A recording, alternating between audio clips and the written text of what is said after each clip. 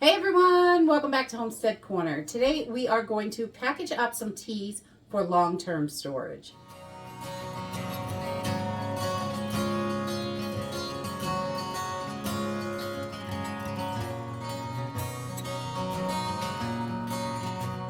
So we love to keep a variety of teas in the house for when we're not feeling well, when we just want to soothe from the day. Sometimes it's great to just kick back and relax. Teas are really wonderful. They have so many medicinal properties. I think they're really important to keep in your preparedness supplies. There are teas to help with just about everything, whether you're trying to clean out your body or slow things down, whatever it is, you want to relax, you want to, ease that anxiety from the crazy times that we live in. There are just so many different kinds of teas out there. And teas are wonderful for long-term storage. When you get them from the store in these little cardboard boxes, they are not going to last long-term. They're not stored and they're not packaged for that. So we want to take our teas and make them last for a lot longer in the pantry, because just sitting on the shelf they're not going to last that long. Most teas have about 2-year shelf life according to the best by date, but we can extend that for years past by getting these sealed up and airtight, cool, dark, and dry, just like all our other foods. Those are the 3 things that you always want with food storage: is cool, dark, and dry. So we're going to take our teas today and we're going to package these up for the longest amount of time that we can. And there are a couple of different ways to do this. Some things are going to work better than others. I have in the past vacuum sealed them in bags. Unfortunately, I've noticed recently that with everything being new and improved, the bags are not sealing as well. They're not holding their seals as long. And I have shifted from vacuum seal bags to more glass jars and Mylar, because those seals are going to last. And whereas the vacuum seal bags are coming unsealed, I normally would do 2 seals on the top, 2 seals on the bottom, and I've still had stuff let go in the last year or so. So I'm really looking at moving away from that and using those vacuum seal bags just for the freezer, knowing that I'm going to be getting through them a lot quicker. Or if I know that it's not going to be in storage for a real long time, 6 months, something like that, then those vacuum seal bags are going to be just fine.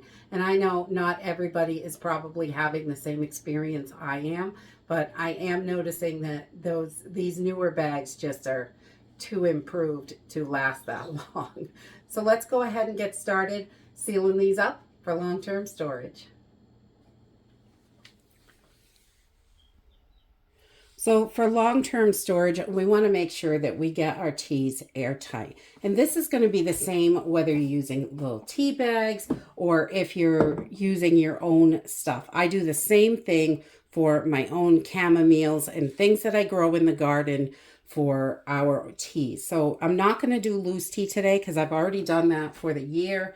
And once we get growing again in the spring and start harvesting chamomile and our other teas, we will package them just like this. So today I'm going to use these MRE pouches. I really like these for the smaller packages of teas. Even this size fits in here. You could definitely, if you're doing a ton of all one kind of tea, you can definitely use the bigger bags for this, and they work wonderful. But where I'm doing different kinds of little teas, I don't want them getting all mixed up inside the bags. I want to keep them, just the immunity booster, just the lemon ginger, just the decaf, so the flavors aren't mixing together in the bags, because if you seal them all together, they're all going to kind of taste the same. So we're just going to use these little MRE pouches, and these kits are awesome because they come with the labels, they come with the bags, and they've got the right size oxygen absorber in here. So we're just going to use what they give us today. So the oxygen absorbers in this package come in packs of 10. So that's what I'm going to work on today, is making up 10 packages, because I don't want to open these oxygen absorbers until I am ready to seal up the bags and have them sealed up. These are gusseted so they stand up nice. They have the zipper seal so you can seal them once you put in your oxygen absorber and then put your final seal on there. And these the zipper seal ones are excellent for if you're going to get in and out of the bag once you open it, because you're probably not going to make all 22 bags of tea at the same time. I know I'm not, but a lot of times I move things into jars because that is easier to keep the cabinet organized than tons of bags flying around that are half used.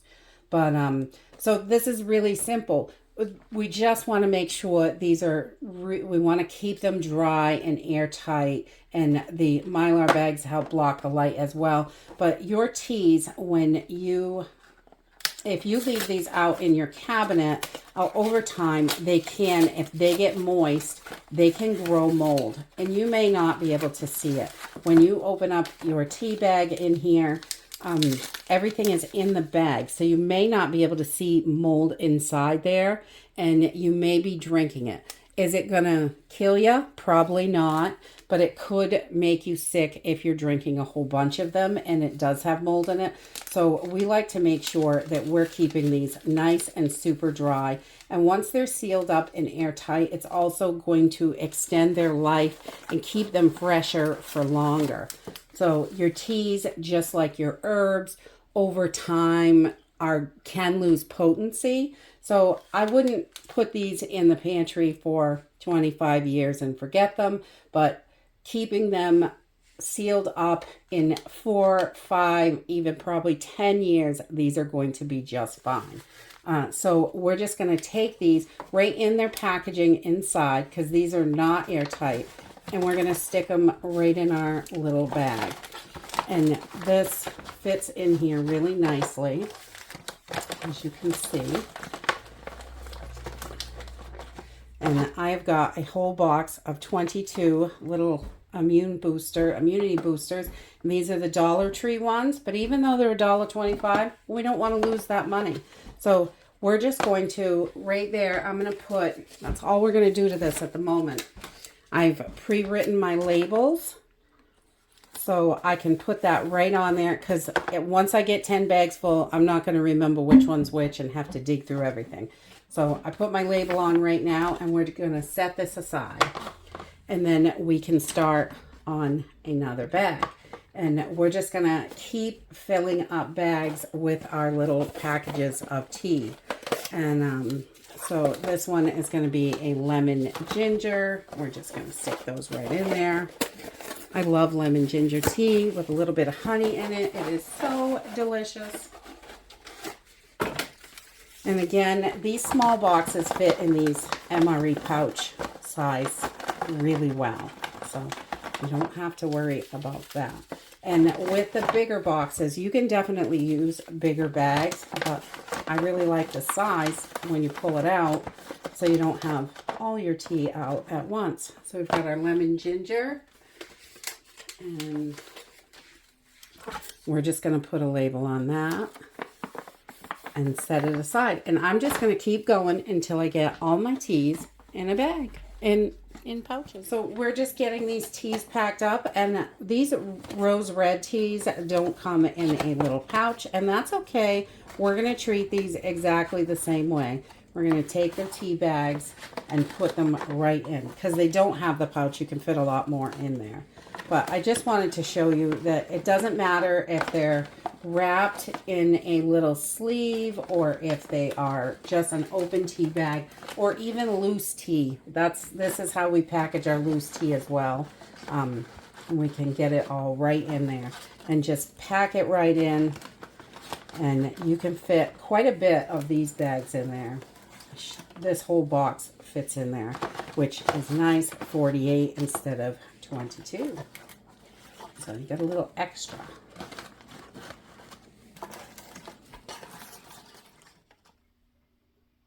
So once we have all our teas packed up and they're all in the bags, everything is full. You want to make sure your straightening iron, whatever you're using, I like to use just a flat iron I picked up at the thrift store because, you know, no sense paying a lot for this. And then you want to get out your oxygen absorbers. And when we put these in here, you want to move quickly to get them zipped up and then get them sealed. The zipper does help a little bit. It's not perfectly airtight, the zipper, but it will definitely help with the oxygen absorber. You want to get them closed up and move as quickly as possible because your oxygen absorbers will go bad if they are just left exposed to air. So we're just going to get these in the bags real quick and just pop them all in here. One in each bag, and that way they will be ready to go. And I'm doing 10 bags, so there is one for each here. And they put a little thing in there so you know if it has gone bad or not. And we just want to get these closed up. And I'm going to press some of that air out of there while I'm doing it. And then we will get right to sealing. And once we have these all sealed up, we're just going to go through with our flat iron and just seal these off.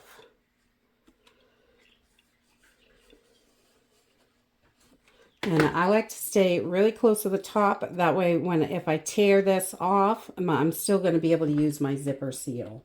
If you seal it too close to that, you're going to have a hard time and may rip the seal right out of the bag. But it still works. So we just want to make sure we get a nice, really good seal here. And we're going to let that one cool and just keep going. We want to just get all these sealed up nice and tight.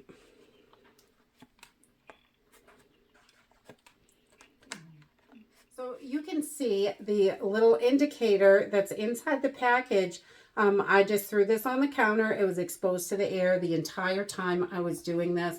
And you can see that it is no longer pink, and it shows you that if you leave those oxygen absorbers out, they're just going to be no good and once they sit around. So I like to do, these packages come with 10 in each little pack inside. So there's 3 10 packs for 30 bags. But if I do 10 bags at a time, that helps me use those oxygen absorbers all at once so I don't have to worry about them going bad. Once they're exposed to the air for too long of a period, usually 10 to 15 minutes, that is going to be it. Once I got the oxygen absorbers in and sealed them with the zipper seal, that indicator was still pink. But by the time I got everything sealed up, it was really starting to change color. And now you can see it's completely no good. So that just, you know, if you leave that out where you can see it while you're working, it just helps keep you motivated to keep moving because you want to do this kind of quickly so you don't wreck your oxygen absorbers. And I just love the Wallaby kits because they come with everything and you don't have to think about it. It's the bag, the right size oxygen absorber, and it has a label. So it really makes it simple and easy. And I love when I don't have to think any extra because, you know, we got too much we got to think about all the time. You don't have to be worried about figuring stuff out constantly all day long. Which one was that? Because I forget everything. But that's it. Tea is really simple to put up in long-term storage. It is going to extend its life by many years, 5, 6, 10 years. This is going to be good in 10 years. You want to just get it in there, cool, dark, dry, and make sure these pouches, if you are, anybody can get mice in their pantry or wherever you're storing food, and mice can chew through these bags really easily. So don't just toss these on the shelf. We like to put them in totes or buckets or whatever we have handy just to make sure they have that extra critter protection on top because, you know, we live in the country and mice definitely find their way. One way or another, they will chew through the walls. They don't even care. So that's it. Really simple and easy. You can store up those teas and have them for long-term storage. And I think they are something we really want to have in there, especially in a long-term emergency. You're going to want to have something for soothing those nerves, soothing your belly, whatever it is that you like to use teas for. I think they're definitely a must-have in your prepper pantry. And that's it for today. I hope you enjoyed the video, and I hope to see you next time. Bye!